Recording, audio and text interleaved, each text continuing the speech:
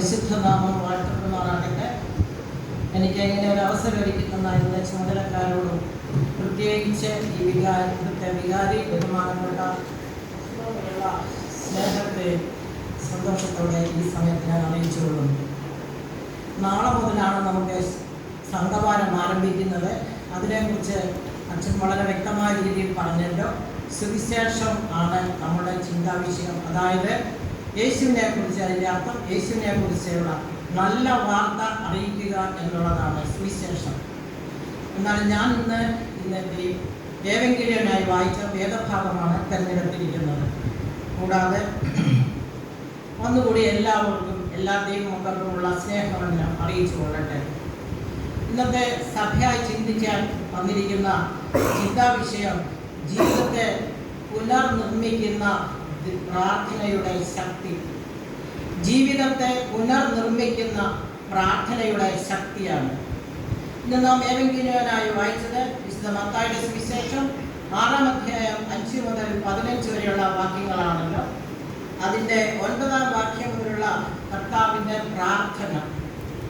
അതിൽ 1-2 വാക്യം മാത്രം എടുത്തു പറയാനുള്ള സമയമേ എനിക്ക് തന്നിട്ടുള്ളൂ. അത് ഞാൻ വിനിയോഗിക്കട്ടെ. ഒരു വാക്ക് നമുക്ക് പ്രാർത്ഥിക്കാം. കൃപയുള്ളവനും കാരുണ്യവാനുമായ ഞങ്ങളുടെ സ്വർഗീയ നല്ല പിതാവേ, ഈ വിശുദ്ധ ദിവസത്തിനായിട്ട് നന്ദിയോടെ സ്തോത്രം ചെയ്യുന്നു. ദൈവമായ കർത്താവെ, ഞങ്ങൾക്ക് ഇത്രയും പേർക്ക് ഇവിടെ വരുന്നതിനും വിശുദ്ധമായ ആരാധനയെ സംബന്ധിക്കുന്നതിന് ഇടയാക്കി തന്ന അവസരത്തിനായിട്ട് നന്ദിയോടെ സ്തോത്രം ചെയ്യുന്നു. ഇന്ന് അവിടുത്തെ തിരുവചനം കേൾക്കുന്നതിനും ധ്യാനിക്കുന്നതിനും അതിപ്രകാരം ജീവിക്കുന്നതിനും ഞങ്ങളെ ഓരോരുത്തരെയും സഹായിക്കണമേ എന്ന് പ്രാർത്ഥിക്കുന്നു. കർത്താവെ, ഇന്ന് എവിടെയെല്ലാം അവിടുത്തെ വചനം പങ്കിടുന്നുണ്ടോ അവിടെയെല്ലാം കർത്താവെ പരിശുദ്ധാത്മാവിൻ്റെ സാന്നിധ്യം എല്ലാവരുടെ മേലും, കേൾക്കപ്പെട്ട വ്യക്തികളുടെ മേലിലും ഉണ്ടായിരിക്കണമേ എന്ന് പ്രാർത്ഥിക്കുന്നു. കർത്താവെ, അടിയനെ ക്രൂശിൻ്റെ മറവിൽ ബലപ്പെടുത്തി ശക്തീകരിക്കണമേ. കേൾക്കുന്ന അവിടുത്തെ മക്കൾക്ക് അത് പ്രയോജനമുള്ളതാക്കി തീർക്കണമേ എന്ന് പുത്രന്റെ നാമത്തിൽ അപേക്ഷിക്കുന്നു. ഹൃദയോടെ കൈക്കൊള്ളണമേ. കർത്താവിൻ്റെ പ്രാർത്ഥനയാണ് പ്രാർത്ഥന. അത് വിശുദ്ധ മത്തായിയുടെ സുവിശേഷം 6-ാം അധ്യായം 9 മുതലും വിശുദ്ധ ലൂക്കോസിൻ്റെ സുവിശേഷം 11-ാം അധ്യായം 2 മുതലും രേഖപ്പെടുത്തിയിട്ടുണ്ടല്ലോ, അല്പ വ്യത്യാസത്തോടു കൂടി. അങ്ങനെ 2 സുവിശേഷങ്ങളിലും രേഖപ്പെടുത്തിയിരിക്കുന്നതായിട്ട് നാം കാണുന്നു. ഈ കർത്തൃപ്രാർത്ഥന യേശു ഉപയോഗിച്ചിരിക്കുവാനായിട്ട് സാധ്യതയില്ല. കാരണം ഇതിൽ പാപമോചനത്തിനായിട്ടുള്ള ഒരു വാക്യമുണ്ടല്ലോ. യേശുവിനെ അതിൻ്റെ ആവശ്യമില്ല എന്ന് നമുക്കറിയാം. കർത്താവിൻ്റെ പ്രാർത്ഥന വളരെ വിശേഷമായ രീതിയിൽ തന്നെയാണ് രചിച്ചിട്ടുള്ളത്. ആശയത്തിലെന്ന പോലെ തന്നെ ഭാഷയിലും ഘടനയിലും അത് വളരെ മനോഹരമായി തീർത്തിയിരിക്കുന്നു. നിനച്ചറിയാത്ത സമയത്ത് ശിഷ്യന്മാർ അരികെ ചെന്ന് കർത്താവിനോട് ഞങ്ങളെ പ്രാർത്ഥന പഠിപ്പിക്കണമേ എന്ന് പറഞ്ഞിട്ട് പഠിപ്പിച്ച ഒരു പ്രാർത്ഥനയല്ല. അത് പിന്നീട് നമുക്ക് മനസ്സിലാക്കും. കാരണം ഈ പ്രാർത്ഥനയുടെ പിന്നിലായ യേശുവിൻ്റെ പ്രാർത്ഥനാ ജീവിതത്തിലെ വിലയേറിയ അനുഭവങ്ങളും പരിചയങ്ങളും മറന്നു കിടപ്പുണ്ട്. നാം ഓർത്തിരിക്കേണ്ടത് അതാണ് ഇത്ര മനോഹരമായ രീതിയിൽ ഇത് നിർമ്മിക്കുന്നതിൻ്റെയും രചിച്ചിൻ്റെയും രഹസ്യം. യേശുമിശിഹായുടെ ഉന്മേഷകരമായ ജീവിതത്തിലെ ശ്വാസമായി തീർന്നത് തൻ്റെ പിതാവുമായുള്ള നിരന്തരമായ സംസർഗമായിരുന്നു. നമ്മുടെ ജീവിതത്തിലും ശക്തി കേന്ദ്രം പ്രാർത്ഥനയല്ലാതെ നമുക്ക് ഒന്നുമില്ല. ശരിയായി പ്രാർത്ഥിക്കാൻ പഠിക്കണമെങ്കിൽ നാം കർത്താവിൻ്റെ പാദത്തിൽ വിനയത്തോടുകൂടെ തൃപ്പാദത്തിൽ ഇരുന്നും കൊണ്ട് അഭ്യസിക്കേണ്ടത് ആവശ്യമാണ്. കാരണം പ്രയാസവും ബുദ്ധിമുട്ടുകളും സഹനങ്ങളൊക്കെ വരുമ്പോൾ നാം എങ്ങനെ പ്രാർത്ഥിക്കണം, എന്തിന് പ്രാർത്ഥിക്കണം എന്നുള്ള ചോദ്യം നമ്മുടെ മുന്നിൽ വരും. അത് നമ്മുടെ ജീവിതത്തിൽ വരുന്നത് സാധാരണയാണല്ലോ. അപ്പോൾ യേശുവിൻ്റെ ജീവിതത്തിൽ പ്രാർത്ഥനയ്ക്കുണ്ടായിരുന്ന സ്ഥാനവും പ്രാധാന്യവും ശക്തിയും മനസ്സിലാക്കി അത് നേരിട്ട് കണ്ടുകൊണ്ടിരുന്ന ശിഷ്യന്മാർ യേശുവിൻ്റെ അരികിൽ ചെന്ന് അപേക്ഷിക്കുകയാണ്, കർത്താവേ, ഞങ്ങളെയും പ്രാർത്ഥിക്കാൻ പഠിപ്പിക്കണമേ എന്ന്. ഈ ഹൃദയസ്പർശമായ അപേക്ഷയുടെ മറുപടിയായിട്ടാണ് യേശു ഈ പ്രാർത്ഥന അല്ലെങ്കിൽ കർത്തൃപ്രാർത്ഥന അവരെ പഠിപ്പിച്ചത് നമുക്ക് നൽകിയിരിക്കുന്നത്. അത് അങ്ങനെയാണ് നമുക്കൊരു പ്രാർത്ഥനയും നമ്മുടെ പ്രാർത്ഥനയ്ക്ക് ഒരു മാതൃകയും തന്നിരിക്കുന്നത്. ശരിയായി പ്രാർത്ഥിക്കണമെങ്കിൽ യേശു പഠിപ്പിച്ച അതേ ആത്മാവിലും അതേ പ്രാർത്ഥനാ രീതിയിലും നാം പ്രാർത്ഥിക്കണം. കർത്തൃപ്രാർത്ഥന അല്ലെങ്കിൽ യേശുവിൻ്റെ പ്രാർത്ഥനയുടെ ഘടന നമുക്ക് ചിന്തിക്കാം. ഈ പ്രാർത്ഥനയുടെ അവസാനത്തെ സ്തുതി വാചകം ഒഴികെ 6 അപേക്ഷയാണ് ഇതിലുള്ളത്. അത് 2ആയി ഭാഗിച്ച് 3 തിരിക്കാം. ആദ്യത്തെ 3 അപേക്ഷ ദൈവകാര്യം സംബന്ധിച്ചുള്ളതും രണ്ടാമത്തെ 3 അപേക്ഷ നമ്മുടെ ആവശ്യങ്ങൾ സംബന്ധിച്ചുള്ളതുമാകുന്നു. ഓരോ ഭാഗത്തുമുള്ള അപേക്ഷകളിൽ ദൈവത്തെ പിതാവായും രാജാവായും കർത്താവായും നാം കാണുന്നു, അല്ലെങ്കിൽ യജമാനനായി കാണുന്നു. 1, ദൈവം നമ്മുടെ പിതാവാകിയാൽ തൻ്റെ നാമം മഹത്വപ്പെടണമേ എന്നും. 2, ദൈവം നമ്മുടെ രാജാവാകിയാൽ തൻ്റെ രാജ്യം വരണമേ എന്നും. ദൈവം നമ്മുടെ കർത്താവാകിയാൽ തൻ്റെ ഇഷ്ടം നിവർത്തിക്കപ്പെടണമേ എന്നും നാം പ്രാർത്ഥിക്കുന്നു. രണ്ടാമത്തെ ഭാഗം നാം ചിന്തിക്കുമ്പോൾ അപേക്ഷയാണ്. പിതാവാണ് ആവശ്യമുള്ള ആഹാരം അന്ന് നമുക്ക് തരുന്നത്. അപ്പോൾ അതിനുവേണ്ടി ആഹാരത്തിന് വേണ്ടി നാം അപേക്ഷിക്കുന്നു. 2, കുറ്റങ്ങൾ മോചിപ്പാൻ അധികാരമുള്ളത് രാജാവിന് മാത്രമാണ്. 3, ശത്രുവിൻ്റെ ഉപദ്രവത്തിൽ നിന്നും നമ്മെ കാത്തുരക്ഷിക്കുന്നതും ദൈവവുമാണ്. ഇങ്ങനെ 2 ഭാഗമായിട്ടാണ് നാം ഈ കർത്തൃപ്രാർത്ഥനയുടെ അപേക്ഷ രചിച്ചിരിക്കുന്നത്. ഈ പ്രാർത്ഥന സ്വർഗീയ മഹത്വത്തിൽ ആരംഭിച്ചിട്ട് ഇഹലോക ജീവിത കാര്യങ്ങളെക്കുറിച്ച് പരാമർശിച്ച് നരകശക്തികളെ പറ്റി ഓർമ്മിപ്പിച്ചും കൊണ്ട് അവസാനിപ്പിക്കുന്നു. ഓരോ ഭാഗത്തുമുള്ള 3 അപേക്ഷകൾ ത്രിയേക ദൈവത്തോട് പ്രത്യേകം ബന്ധപ്പെട്ടിരിക്കുന്നതായിട്ട് നമുക്ക് കാണാൻ സാധിക്കും. ഒന്നാമതായിട്ട്, നിന്റെ നാമം വിശദീകരിക്കപ്പെടണമേ എന്ന് നാം പ്രാർത്ഥിക്കുമ്പോൾ നമ്മുടെ ചിന്ത പിതാവായ ദൈവത്തെ പറ്റിയാണ്. നിന്റെ രാജ്യം വരണമേ എന്ന് നാം പ്രാർത്ഥിക്കുമ്പോൾ മിശിഹ രാജാവിനെ നാം ഓർക്കുന്നു. മൂന്നാമതായിട്ട്, ദൈവ ഇഷ്ടം നിവർത്തിത്തരണമേ എന്ന് നാം പ്രാർത്ഥിക്കുമ്പോൾ ദൈവ ഇഷ്ടം അറിയുവാനും നിവർത്തിക്കുവാനും നമ്മെ സഹായിക്കുന്ന പരിശുദ്ധാത്മാവിനെ കുറിച്ച് നാം ചിന്തിക്കുന്നു. 2ാം ഭാഗത്തേക്ക് നമ്മുടെ അപേക്ഷയാണ്. നമുക്ക് വേണ്ട കാര്യങ്ങൾ അപേക്ഷിക്കുകയാണ്. അവിടെ അന്നന്നത്തെ ആഹാരത്തിന് വേണ്ടി നാം അപേക്ഷിക്കുന്നു. സകല മനുഷ്യരെയും സൃഷ്ടിച്ച് പരിപാലിക്കുന്ന പിതാവായ ദൈവത്തോടും മോചനത്തിനായി യാചിക്കുമ്പോൾ നമ്മുടെ പാപങ്ങളെ പരിഹാരത്തിന് വേണ്ടി കാൽവരിയിൽ ക്രൂശിക്കപ്പെട്ട പുത്രനായ ദൈവത്തോടും സംരക്ഷണത്തിന് അപേക്ഷിക്കുമ്പോൾ പരീക്ഷയോടെ എതിരിടുവാനും സകല ദോഷങ്ങളിൽ നിന്ന് ജയിക്കുവാൻ തക്കവണ്ണം നമ്മെ ശക്തീകരിക്കണമേ എന്നും നാം അപേക്ഷിക്കുന്നു. ഈ പ്രാർത്ഥനയിലെ അപേക്ഷകൾ ഒന്നിനു പുറകെ ഒന്നായി ചൊല്ലുമ്പോൾ മക്കൾ എന്നുള്ള സ്ഥാനത്ത് നിന്നും കൊണ്ട് നാം പിതാവേ എന്ന് വിളിക്കുന്നു. ആരാധകർ എന്ന മുറയ്ക്ക് നിന്റെ നാമം വിശദീകരിക്കണമേ എന്ന് പ്രാർത്ഥിക്കുന്നു. നാം പ്രജകളും ദാസന്മാരും അശുദ്ധരുമാണ്. നാം പാപികളാണെന്നും ഏറ്റുപറയുന്നു. ദൈവത്തിൻ്റെ കൃപയും സഹായവും കൂടാതെ ഇരുന്നാൽ പാപത്തിൽ അകപ്പെട്ടു പോകത്തക്ക വണ്ണം നാം ബലഹീന സ്വഭാവമുള്ളവരാണ് എന്നും നാം പ്രാർത്ഥിക്കുന്നു. കൂടാതെ പരീക്ഷയിൽ കടക്കാതെ ഞങ്ങളെ രക്ഷിച്ചു കൊള്ളണമേ എന്നും പ്രാർത്ഥിക്കുന്നു. എങ്ങനെ പ്രാർത്ഥിക്കണം എന്നാണ് നമ്മെ പഠിപ്പിച്ചിരിക്കുന്നത്. അതിത് 6 ഭാഗമായിട്ട് നമുക്ക് തിരിക്കാം. ഒന്നാമതായിട്ട് നാം പ്രാർത്ഥിക്കുന്നു ദൈവസന്നിധിയിലേക്ക് അടുത്തു വരുമ്പോൾ സ്വർഗസ്ഥനായ ഞങ്ങളുടെ പിതാവേ എന്ന്. 2, ദൈവത്തിൻ്റെ നാമം, നിന്റെ നാമം വിശദീകരിക്കപ്പെടണമേ എന്ന് നാം പ്രാർത്ഥിക്കുന്നു. 3ാമതായിട്ട് ദൈവരാജ്യത്തെ കുറിച്ച്, നിന്റെ രാജ്യം വരണമേ എന്ന് നാം പ്രാർത്ഥിക്കുന്നു. 4, ദൈവത്തിൻ്റെ ഇഷ്ടം, നിന്റെ ഇഷ്ടം സ്വർഗത്തിലെ പോലെ ഭൂമിയിലും ആകണമേ എന്ന് നാം പ്രാർത്ഥിക്കുന്നു. കൂടാതെ ആഹാരം, അന്നത്തെ ആഹാരത്തിന് വേണ്ടി നാം പ്രാർത്ഥിക്കുന്നു. പാപക്ഷമ, ഞങ്ങളുടെ കടക്കാരോട് ഞങ്ങൾ ക്ഷമിച്ചതുപോലെ ഞങ്ങളുടെ കടങ്ങളും ക്ഷമിക്കണമേ എന്ന് നമ്മളെ പ്രാർത്ഥിക്കുന്നു.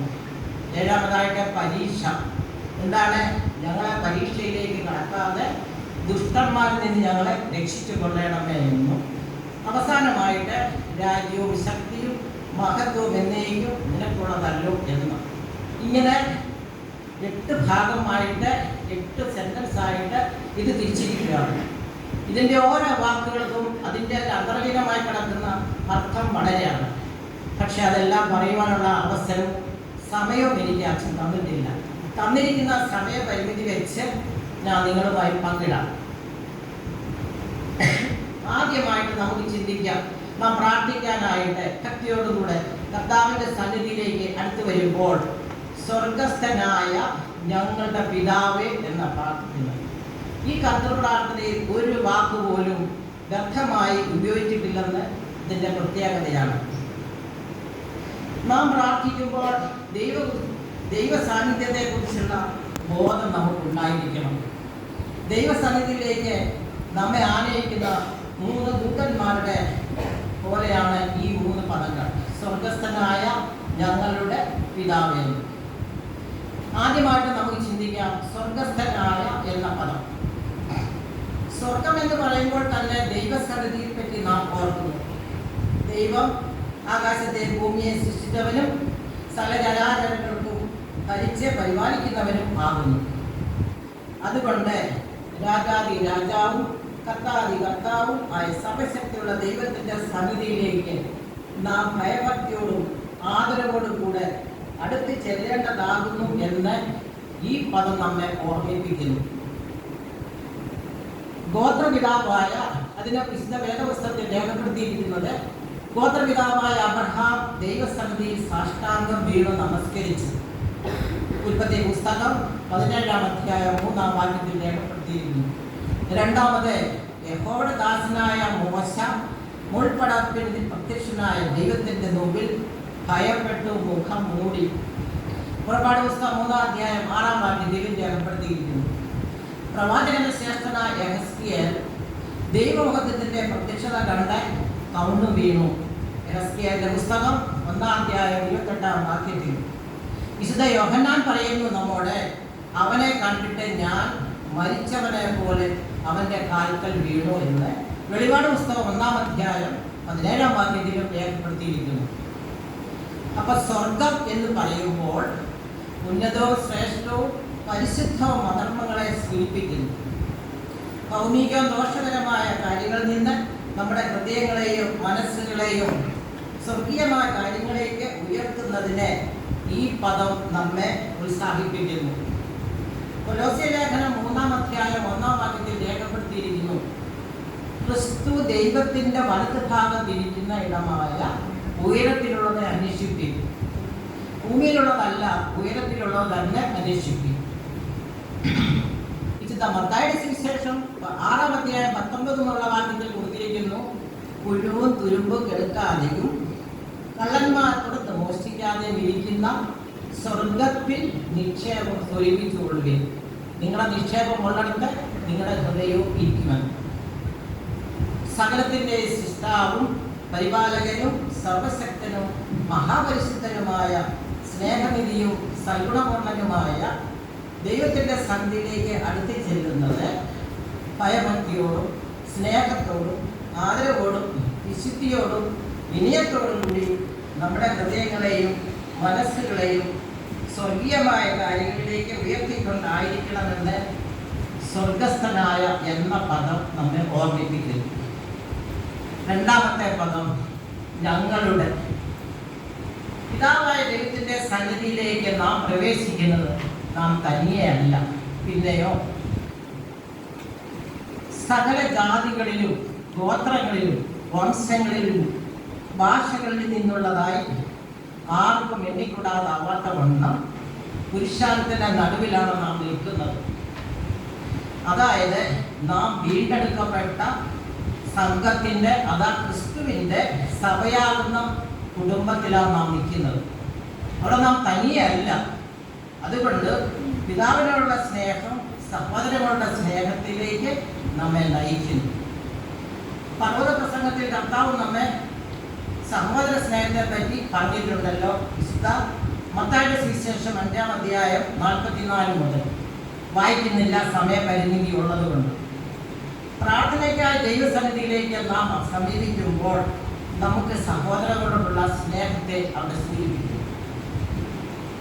അത് എങ്ങനെ ആയിരിക്കണമെന്ന് പരിശോധിക്കുവാനാണ് ഈ ഭാഗം നമ്മെ ഓർമ്മപ്പെടുത്തിയിരിക്കുന്നത്. ഞങ്ങളുടെ എന്ന വാക്ക് നമ്മെ പ്രേരിപ്പിക്കുന്നു. കൂടാതെ വിശുദ്ധ മത്തായിയുടെ സുവിശേഷം 5-ാം അധ്യായം 34 വാക്യത്തിൽ വഴിപാട് കഴിക്കുന്നതിനെ കുറിച്ച് വ്യക്തമായിട്ട് രേഖപ്പെടുത്തിയിട്ടുണ്ടല്ലോ. അത് വായിക്കുമ്പോൾ നമുക്ക് മനസ്സിലാകും നാം എങ്ങനെയാണ് വഴിപാട് കഴിക്കേണ്ടത്. സ്വാർത്ഥത അശേഷം ഉപേക്ഷിച്ചിട്ട് നമ്മുടെ സഹോദരങ്ങളെയും അവരുടെ ആവശ്യങ്ങളെയും ഹൃദയത്തിൽ വഹിച്ചുകൊണ്ട് വേണം നാം സ്വർഗസ്ഥനായ പിതാവിൻ്റെ അടുക്കലേക്ക് ചെല്ലുവാനെന്ന് ഞങ്ങളുടെ എന്ന വാക്ക് നമ്മെ അനുസ്മരിക്കുന്നു. കർത്താവിന് നമ്മെ നല്ലവണ്ണം അറിയാം. നാം നമ്മുടെ ഹൃദയ വിചാരങ്ങളെ അറിയുന്ന കർത്താവ്. നാം പ്രാർത്ഥിക്കുന്നത് എങ്ങനെയായിരിക്കും? ഇങ്ങനെ ഒരു പ്രാർത്ഥന നമുക്കില്ല എങ്കിൽ എൻ്റെ പാപങ്ങളെ, എൻ്റെ കടങ്ങളെ, എൻ്റെ അപേക്ഷ, എൻ്റെ കാര്യങ്ങളെ എനിക്ക് എന്നുള്ള ആവശ്യം ഇങ്ങനെ നമ്മൾ പ്രാർത്ഥിക്കുന്നു. അത് കർത്താവിന് അറിയുന്നാവുന്നത് കൊണ്ടാണ് കർത്താവ് ഞങ്ങളുടെ എന്ന പദം ഉപയോഗിക്കുക ഇവിടെ പ്രേരിപ്പിച്ചിരിക്കുന്നത്. മൂന്നാമത്തെ പദം പിതാവേ എന്ന്. രാജാവും കർത്താവുമായ സ്വർഗീയ രാജാവിൻ്റെ സന്നിധിയിലേക്ക് നാം അടുത്ത് ചെല്ലുമ്പോൾ ഭയഭക്തിയോടും ആദരവോടും നിൽക്കേണ്ടതാകുന്നുവല്ലോ. ദൈവം നമ്മെ പിതാവാക്കിയാൽ തൻ്റെ കൊട്ടാരം നമ്മുടെ ഭവനമാണ് എന്നും പിതാവേ എന്ന വാക്ക് നമ്മെ അനുസ്മരിപ്പിക്കുന്നു. ദൈവത്തിൻ്റെ കൊട്ടാരം നമ്മുടെ ഭവനമാണ്. അത് നമ്മെ ഓർമ്മിപ്പിക്കുകയാണ് പിതാവ്. ഈ പദം എത്ര സന്തോഷത്തോടും വികാരങ്ങളോടും കൂടിയാണ് ഇത് രചിച്ചിരിക്കുന്നത്. ദൈവം നമ്മെ ഓരോരുത്തരെയും എത്ര സ്നേഹത്തോടെ പരിപാലിക്കുന്നു എന്ന് നമുക്കറിയാം.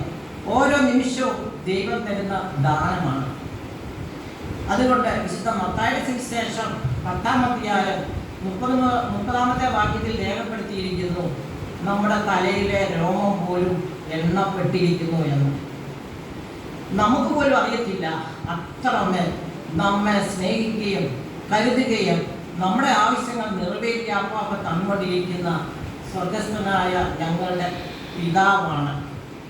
അതാണ് നാം പിതാവെ എന്ന് വിളിക്കുന്നത്. ദൈവം നമ്മുടെ സൃഷ്ടാവും പരിപാലകനും മാത്രമല്ല, പിന്നെയോ അവൻ നമ്മെ ഓരോരുത്തരെയും അളവില്ലാതെ സ്നേഹിക്കുന്നവനും കരുതുന്നവനുമാണ്. അതിനു വേണ്ടിയിട്ട് നാം ഓർക്കുക, വിശുദ്ധ യോഹന്നാന്റെ സുവിശേഷം 3-ാം അധ്യായം അതിൻ്റെ 16 നാം കാണുന്നു, തൻ്റെ ഏകജാതനായ പുത്രനെ നൽകുവാൻ തക്കവണ്ണം ലോകത്തെ സ്നേഹിച്ചു. ലോകത്തെ സ്നേഹിച്ചിട്ടാണ് നമ്മുടെ പിതാവ് നമ്മെ ഇങ്ങനെ നിർത്തിയിരിക്കുന്നത്. അപ്പോൾ നമുക്ക് ചില കടമകളുണ്ട്. എന്താണ് സുവിശേഷം? എന്താ സുവിശേഷം? യേശുവിനെ കുറിച്ചുള്ള നല്ല വാർത്തകൾ നാം അറിയിക്കുക. അതിന് നാം കടപ്പെട്ടവരാണ്. മുടിയനായ പുത്രനെ ദൈവസാന്നിധ്യത്തിൽ സ്നേഹത്തിൽ നിന്നും അകന്നു പോയത് നമുക്കറിയാം. എന്താ കാര്യം? അവനെ പിന്നെ യഥാസ്ഥാനപ്പെട്ടത് എങ്ങനെയാണ്? കർത്താവ് ലോകത്തിലേക്ക് വന്നത് അവനിൽ നാം ദൈവത്തിൻ്റെ മക്കളായി തീർത്തിരിക്കുന്നു.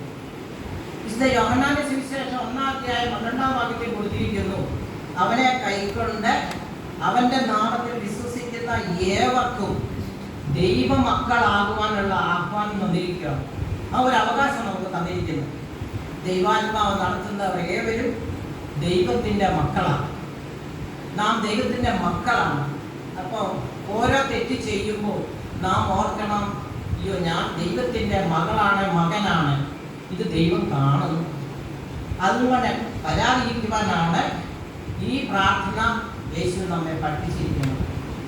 ദാസ്യത്തിൻ്റെ ആത്മാവിനെ അല്ല ദൈവം നമുക്ക് തന്നിരിക്കുന്നത്, പിന്നെ അപ്പ പിതാവേ എന്ന് വിളിക്കുന്ന പുത്രത്വത്തിൻ്റെ ആത്മാവിനെയാണ് നമുക്ക് ഓരോരുത്തർക്കും നൽകിയിരിക്കുന്നത്.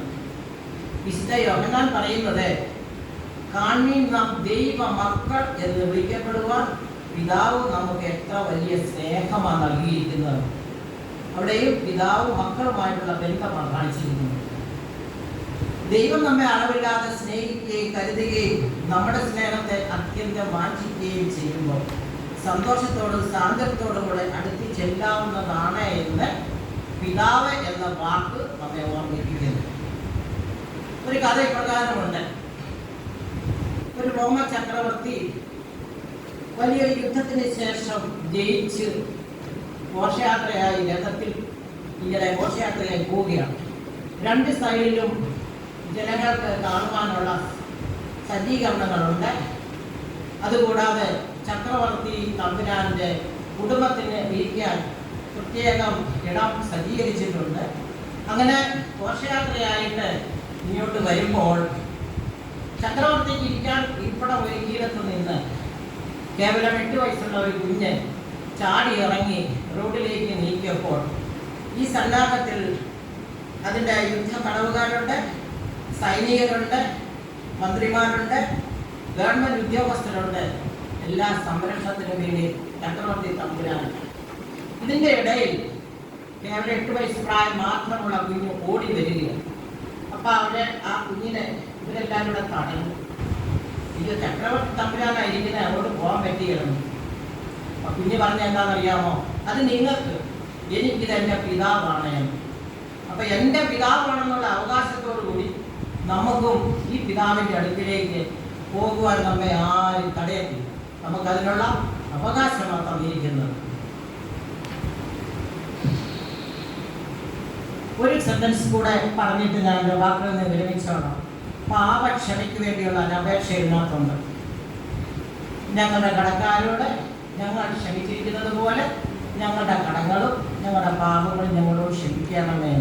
എല്ലാ ദിവസവും നിരന്തരം നമ്മൾ പ്രാർത്ഥിക്കുന്നു. എന്താണ് നമ്മുടെ പാപം?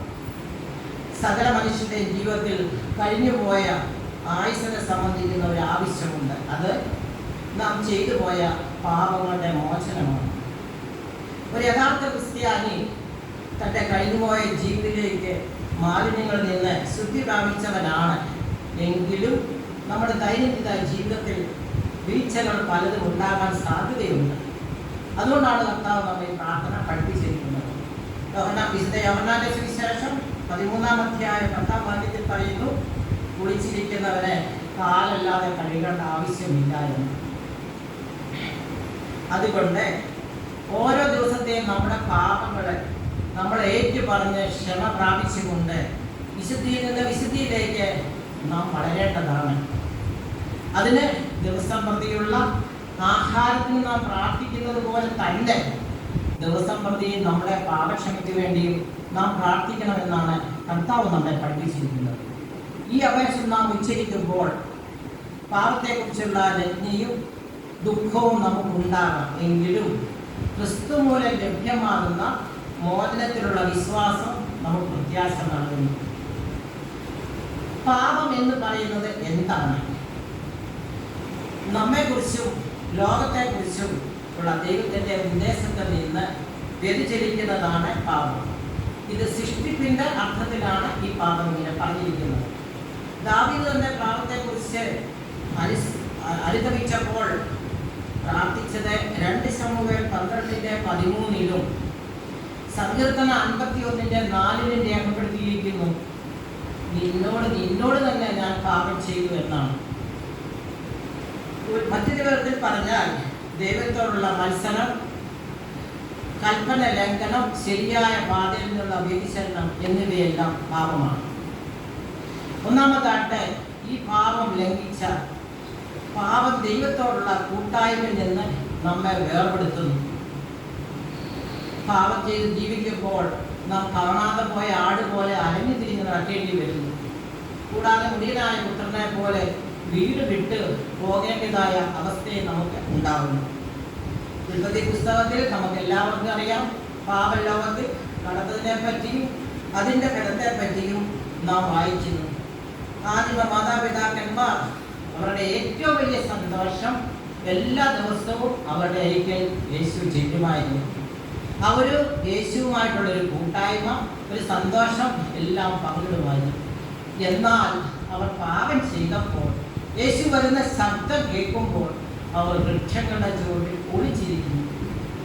കൂട്ടായ്മകളെല്ലാം നഷ്ടപ്പെട്ടു പോയി. അവർ എന്നാൽ അതിൻ്റെ ഫലമെന്താണ്? അവർ തോട്ടത്തിൽ നിന്ന് പുറത്താക്കപ്പെട്ടു. ദൈവവുമായിട്ടുള്ള കൂട്ടായ്മയെ നഷ്ടപ്പെട്ടു.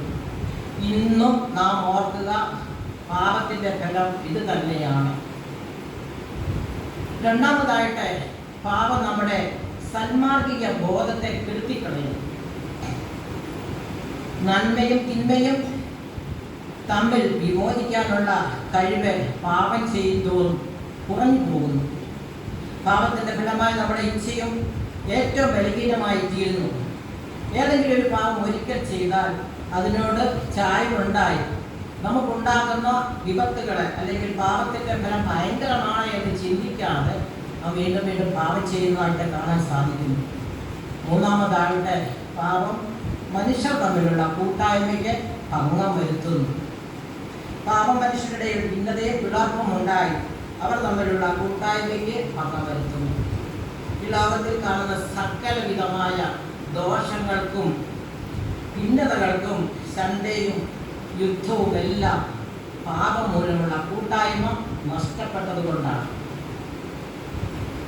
സാധാരണയായി നാം ചിന്തിക്കുന്നത് പാപം എന്ന് പറയുമ്പോൾ ദൈവം ചെയ്യരുത് എന്ന് പറഞ്ഞ് നമുക്ക് തന്നിട്ടുള്ള കൽപ്പനകളാണ് എന്ന് നാം ചിന്തിക്കും. 10 കൽപ്പന നമുക്കറിയാം, മോഷ്ടിക്കരുത്. അങ്ങനെ ആ കൽപ്പനകൾ എല്ലാം നാമും പാലിച്ചു വരുന്നുണ്ട്. നമ്മൾ ആരും അത് ലംഘിക്കാറില്ല. എന്നാൽ ചെയ്യരുത് എന്ന് പറയുന്നത് മാത്രമല്ല, ചെയ്യേണ്ടതായ ചില കാര്യങ്ങളും നമ്മളിലുണ്ട്. അത് ചെയ്യാതിരിക്കുന്നതും കഠിനമായ പാപമാണ് എന്ന് വചനം നമ്മോട് പറയുന്നു. അതിനുദാഹരണമാണ് നല്ല സമരിയാക്കാരൻ്റെ ഉപമ. നാം ആ കാലം വായിക്കുമ്പോൾ നമുക്കറിയാം, ആ പുരോഹിതനോടും ലേവ്യനോടും കടുത്ത വിരോധമുണ്ടാകാൻ അയാൾ എന്താ ചെയ്യുന്നത്? ആ രക്തത്തെ കുളിച്ച് അർത്ഥപ്രാണനായി കിടന്ന ആ മനുഷ്യനെ സഹായിച്ചില്ല എന്ന് മാത്രമേ ഉള്ളൂ. അതുപോലെ തന്നെ ലൂക്കോസിന്റെ സുവിശേഷം 16-ാം അധ്യായം 19 മുതൽ നാം കാണുന്നു ധനവാന്റെ നമുക്കറിയാമല്ലോ. ധനവാനെ കുറിച്ചോ ഈ പുരോഹിതനെ കുറിച്ചോ ലേവ്യനെ കുറിച്ചോ വിശുദ്ധ വേദപുസ്തകത്തിൽ ഉടനീളം ഒന്നും പറഞ്ഞിട്ടില്ല. കൽപ്പനകളൊന്നും ലംഘിച്ചിട്ടുമില്ല. പിന്നെ എന്താണ് ചെയ്യേണ്ടിയിരുന്നതായ കാര്യം അവൻ ചെയ്തില്ല. കാരണം ഹോശേയാവിന്റെ പുസ്തകം 6-ാം അധ്യായം 6-ാം വാക്യത്തിൽ പറയുന്നു, ദൈവം യാഗത്തിലല്ല കരുണയിലത്ര പ്രസാദിക്കുന്നത്. ഇവിടെ ഇവർക്ക് രണ്ടു കൂട്ടർക്കും ദൈവം കൊടുത്തതായ സുഖസൗകര്യങ്ങൾ, സന്തോഷങ്ങൾ, സമ്പത്തുകൾ എല്ലാം ഉണ്ടായിട്ടും അവരത് വേണ്ട വിധത്തിൽ ഈ അർത്ഥപ്രാണനായി കിടന്ന മനുഷ്യന്റെ മേലും അല്ലെങ്കിൽ തൻ്റെ പടിവാദികൾ കിടന്ന ആ രാസനോ ഉപയോഗിച്ചില്ല എന്നാണ്. കഠിനമായ ശിക്ഷയാണ് എന്ന് ഇവിടെ കർത്താവ് പറയുന്നു. വിശുദ്ധ മത്തായിയുടെ സുവിശേഷം 25-ാം അധ്യായത്തിൽ നമ്മുടെ കർത്താവ് നൽകി ന്യായവിധിയുടെ വിവരണം. അന്ത്യനാളിൽ കർത്താവ് തേജസ്സിന്റെ സിംഹാസനത്തിൽ ഇരിക്കുമ്പോൾ സകല ജാതികളെ തൻ്റെ മുമ്പിൽ വരുത്തിയിട്ട് നീതിമാന്മാരെ ഒരു ഭാഗത്തും ദുഷ്ടന്മാരെ ഇടത്ത് ഭാഗത്തുമായി വേർതിരിക്കുന്നു. ന്യായവിധിക്ക് ശേഷം പാപികളെ നീതിമാന്മാരെ നിത്യജീവനിലേക്കും പാപികളെ നിത്യ അഗ്നിയിലേക്ക് അയക്കുകയും ചെയ്യുന്നു. ഇത് പാപമായി ചെയ്തവർക്കാണ്. കൂടാതെ മത്തായിയുടെ സുവിശേഷം 25-ാം അധ്യായം 41 മുതൽ 45 വരെ രേഖപ്പെടുത്തിയിരിക്കുന്നു. അവിടെ ശപിക്കപ്പെട്ടവരെ എന്നെ വിട്ടു പോകുകയും പിശാചിനും അവന്റെ ദൂതന്മാർക്ക് ഒരുക്കിയിരിക്കുന്ന നിത്യ അഗ്നിയിലേക്ക് പോകുകയും. എന്താ കാരണം? എനിക്ക് ദാഹിച്ചു, നിങ്ങൾ കുടിപ്പാൻ തന്നില്ല. എനിക്ക് വിശന്നു, നിങ്ങൾ ഭക്ഷിപ്പാൻ തന്നില്ല എന്നും. ഞാൻ അതിഥിയായി വന്നു, നിങ്ങൾ എന്നെ ചേർത്തില്ല. നഗ്നനായിരുന്നു, നിങ്ങൾ എന്നെ ഉടുപ്പിച്ചില്ല. മാത്രമല്ല, ഈ ചെറിയവരിൽ ഒരുത്തന് ചെയ്യാതിരുന്നിടത്തോളം എല്ലാം എനിക്കാണ് ചെയ്യാഞ്ഞതെന്ന് സത്യമായിട്ട് ഞാൻ നിങ്ങളോട് പറയുന്നു.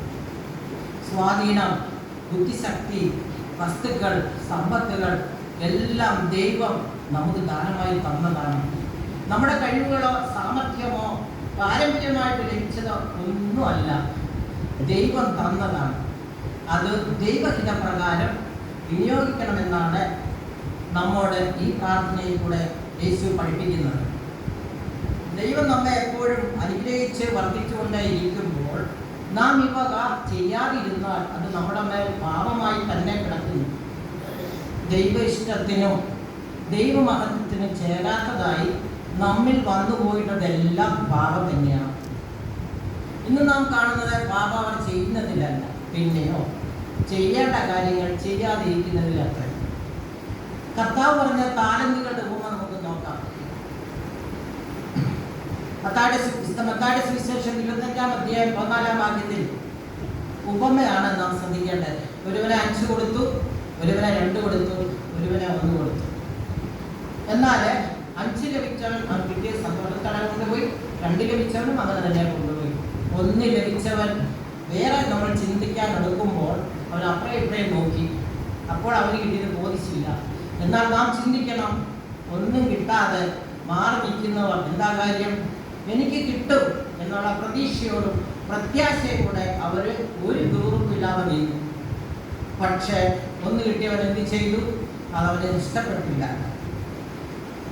അവൻ എന്നടുത്തു അവൻ്റെ ദൗത്യം നിറവേറ്റിയില്ല. ദൈവം ഏൽപ്പിച്ചതിന് ചെറുതാകട്ടെ വലുതാകട്ടെ നാം അധ്വാനിച്ച് ദൈവത്തോടു കൂടി വേല ചെയ്ത് 30-60 മേനിയല്ല, പിന്നെയോ 100 മേനി തന്നെ വിളവെടുത്ത് ദൈവത്തിൻ്റെ സന്നിധിയിൽ സമർപ്പിക്കുക. അതിനാണ് നമ്മളെ ഇങ്ങോട്ടേക്ക് അയച്ചിരിക്കുന്നത്. നമുക്ക് ലഭിച്ചത് എന്തുമാകട്ടെ, ചെറിയ ദൗത്യമായിക്കോട്ടെ വലിയ ദൗത്യമായിക്കോട്ടെ, നമുക്കത് ബാധകമാണ്. ഇത് എന്നെ ഏൽപ്പിച്ചത് ദൈവമാണ് എന്ന്. എന്നാൽ ഈ ഒരു നാണയം ലഭിച്ചവൻ ഒരു ദുർവിനിയോഗം ചെയ്തതായിട്ടോ അവനത് നഷ്ടപ്പെടുത്തി കളയുകയോ ചെയ്തിട്ടില്ല. ഇനി എന്ത് ചെയ്തു? അവനത് വിളിച്ചിടുക, മാറ്റിവെച്ചു. യജമാനൻ അവനെ എന്താ വിളിക്കുന്നത് നമ്മൾ കാണുന്നുണ്ടല്ലോ. യജമാനൻ അവനെ വിളിക്കുന്നത് ദുഷ്ടനും മടിയനുമായ ദാസന്, അല്ലെങ്കിൽ കൊള്ളരുതാത്തവനെ എന്നാണ് സംഭാവന ചെയ്യുന്നത്. ആ ദാസന് കരച്ചിലും പല്ലുകടിയും ഉണ്ടാകുന്ന ഏറ്റവും പുറത്തുള്ള ഇരുട്ടിലേക്ക് തള്ളിക്കളവിൽ എന്ന് പറയും. നാം ഓർക്കുക, നമ്മെ ഏൽപ്പിച്ചിരിക്കുന്ന ദൗത്യം നാം കൃത്യനിഷ്ഠയോടെ തന്നെ ചെയ്യണം. ചെറുതായിക്കോട്ടെ വലുതായിക്കോട്ടെ, അത് നാം ഏറ്റെടുത്തിരിക്കുന്നുവെങ്കിൽ ദൈവത്തോടു കൂടെ അത് ചെലവഴിക്കാനും വ്യാപാരം ചെയ്യുവാനും നാം ഒരുക്കപ്പെട്ടവരാണ്. ദൈവം തന്റെ മഹത്വത്തിനായി ഉപയോഗിക്കുവാൻ നമ്മെ വിശ്വസിച്ച് ഏൽപ്പിച്ചിട്ടുള്ള താലന്തുകളാണ് ഉപയോഗം. അത് നിഷ്പ്രയോജനമായി ഒളിച്ചു വെച്ചിരിക്കുന്നിടത്തോളം കാലം നമ്മളിൽ കടമായിട്ടും പാപമായിട്ടും അത് കിടക്കും. പാപത്തെക്കുറിച്ചുള്ള ബോധം നമുക്ക് എപ്പോഴും ഉണ്ടായിരിക്കേണ്ടതാണ്. അതുകൊണ്ടാണ് കർത്തൃപ്രാർത്ഥനയിൽ പാപികളാകുന്നു എന്ന കാര്യം കർത്താവ് നമ്മെ ഓർമ്മിപ്പിക്കുന്നു. നാം നിഷ്കളങ്കരാകുന്നു എന്നും നമ്മെ തന്നെ പുകഴ്ത്തുവാനും തന്മൂലം നാശത്തിൽ വീഴുകയും ചെയ്യാതിരിക്കേണ്ടതിന് ദിവസം തോറും നമ്മുടെ പാപമോചനത്തിനായി പ്രാർത്ഥിക്കുവാൻ കർത്താവ് നമ്മെ പഠിപ്പിച്ചിരിക്കുന്നു. പാപക്ഷമയ്ക്ക് വേണ്ടി വിശുദ്ധ യോഹന്നാന്റെ സുവിശേഷം 1-ാം അധ്യായം 8 മുതൽ 9 വരെയുള്ള വാക്യത്തിൽ നാം കാണുന്നു, നമുക്ക് പാപമില്ല എന്ന് ഏറ്റുപറയുന്നുവെങ്കിൽ നമ്മെ തന്നെ വഞ്ചിക്കുന്നു, സത്യം നമ്മിൽ ഇല്ലാതെയായി. നമ്മുടെ പാപങ്ങളെ നാം ഏറ്റുപറയുന്നെങ്കിൽ അവൻ നമ്മുടെ പാപങ്ങളെ ക്ഷമിച്ച് നമ്മുടെ അനീതിയും പോക്കി നമ്മെ ശുദ്ധീകരിക്കാൻ തക്കവണ്ണം വിശ്വസ്തനും നീതിമാനുമാകുന്നുവെന്ന്. വിശുദ്ധ ലൂക്കോസിന്റെ സുവിശേഷം 18-ാം അധ്യായം 9-ാം വാക്യം മുതൽ രേഖപ്പെടുത്തിയിട്ടുണ്ടല്ലോ, പരീക്ഷന്റെയും ചുങ്കക്കാരന്റെയും ഉപമ. കർത്താവ് നമ്മളെ ഈ ഉപമയിലൂടെയാണ് ഓരോ കാര്യങ്ങളും നമ്മെ പഠിപ്പിക്കുന്നത് എന്ന് നാം മനസ്സിലാക്കേണ്ടതാണ്. താനൊരു പാപിയാണെന്നും കരുണാമോചനം തനിക്ക് ആവശ്യപ്പെടുന്നു വിചാരിക്കാതെ സ്വന്തം നീതിയെ പ്രശംസിച്ചുകൊണ്ട് പ്രാർത്ഥിക്കുകയായിരുന്നു. എന്നാൽ ചുങ്കക്കാരനാകട്ടെ അവന്റെ പാപത്തെക്കുറിച്ചും യഥാർത്ഥമായി അനുദപിച്ചും കൊണ്ട് സ്വർഗത്തിലേക്ക് നോക്കിക്കൊണ്ട് പിതാവേ എന്നോട് കരുണ കാണണമേ എന്ന് നിലവിളിക്കുന്നതാണ് നാം കാണുന്നത്. അപ്പോൾ നാം പ്രാർത്ഥിക്കുന്നത് സ്വർഗസ്ഥനായ പിതാവിൻ്റെ മുന്നിൽ നാം ചെയ്തു പോയിട്ടുള്ള പാപങ്ങളെല്ലാം ഏറ്റു പറഞ്ഞുകൊണ്ട് പിതാവിൻ്റെ അടുക്കൽ മുട്ടുകുത്തി നിന്നുകൊണ്ട് നാം വിളിച്ചാൽ വിളി കേൾക്കുന്ന ഒരു ദൈവമാണ് നമുക്കുള്ളത്. നമ്മെ അളവില്ലാതെ സ്നേഹിക്കുകയും നമ്മുടെ സ്നേഹത്തെ അത്യന്തം വാഞ്ചിക്കുകയും ചെയ്യുന്ന ദൈവത്തോടുള്ള കടപ്പാടിനെ വിസ്മരിക്കുന്നതാകുന്നു നമ്മുടെ പാപം. ഞാൻ 2 കാര്യമാണ് ഞാൻ നിങ്ങളുമായിട്ട് പങ്കിട്ടത്. അച്ഛൻ എനിക്ക് സമയപരിധി സ്ട്രിക്റ്റായിട്ട് തന്നിട്ടുണ്ട്, അതുകൊണ്ട് അത് കടക്കുന്നില്ല. സ്വർഗസ്ഥനായ ഞങ്ങളുടെ പിതാവേ എന്ന 3 പദവും പാപക്ഷമ എന്താണ്? ഞങ്ങളുടെ കടക്കാരോടും ഞങ്ങൾ ക്ഷമിച്ചതുപോലെ ഞങ്ങളുടെ കടങ്ങളും പാപങ്ങളും ക്ഷമിക്കണമേ എന്ന് നാം പ്രാർത്ഥിക്കുന്നു. ഞാൻ നിങ്ങളോട് പറയട്ടെ, ഇതിന്റെ അന്തർലീനമായി കിടക്കുന്ന അർത്ഥമൊന്നും അറിയത്തില്ല. എൻ്റെ ചെറുപ്പകാലങ്ങളിലെല്ലാം എൻ്റെ ഫാദർ, എൻ്റെ അപ്പച്ചൻ സ്വർഗസ്ഥനായ എന്ന് ചൊല്ലും, ബാക്കി ഇങ്ങനെ സ്പീഡിൽ ഇങ്ങനെ പറഞ്ഞു പോവുക, ഇതിൻ്റെ അർത്ഥമൊന്നും അറിയത്തില്ല. എന്നാൽ ഡോക്ടർ ടി.ജെ. ജോഷുവ അച്ഛൻ്റെ അറിവിലാണ് എനിക്ക് ഇതിൻ്റെ ഓർമ്മ മനസ്സിലാക്കി തന്നത്.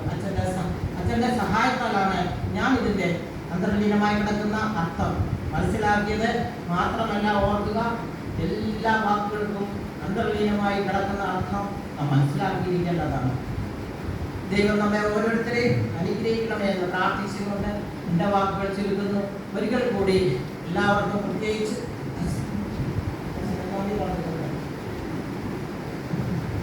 ചോദിക്കപ്പെട്ട പ്രാർത്ഥിക്കും.